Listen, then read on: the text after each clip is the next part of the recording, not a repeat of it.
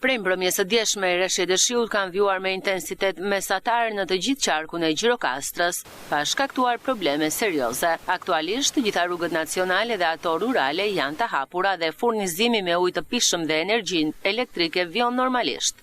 Që prej ditës së djeshme kanë vijuar rreshjet e shiut me intensitet të ulët deri në mesatar, me intervale.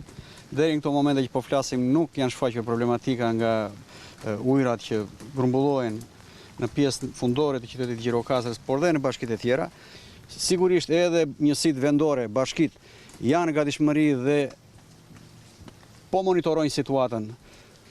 Është punuar gjatë gjithë kësaj periudhe që me marrjen e njoftimit një punë intensive në pastrimin e kunetave, pusetave, brenda vijave, brenda bashkive të qarkut, por edhe me kanalet kulluese të rrjetit parë, dytë, ku është punuar për mos patur problematika nga prejnët malor që grumbullojnë ujin të element kryesor që ne kemi në qark. Strukturat e emergjencave janë në gatishmëri dhe po monitorojnë situatën në zonat e rrezikuara nga rrëshqitjet e dherave dhe prurjet e lumenjve.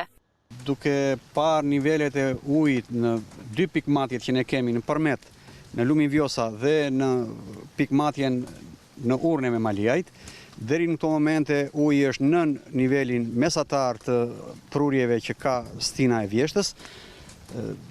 Nuk kemi problematika të shfaqura serioze të shfaqura nga ndërprerja e energjisë elektrike. Për momentin kemi pas takime të energjisë elektrike në bashkitë Libohov, Dropull dhe në fshatin Izvor në bashkinë me Maliaj.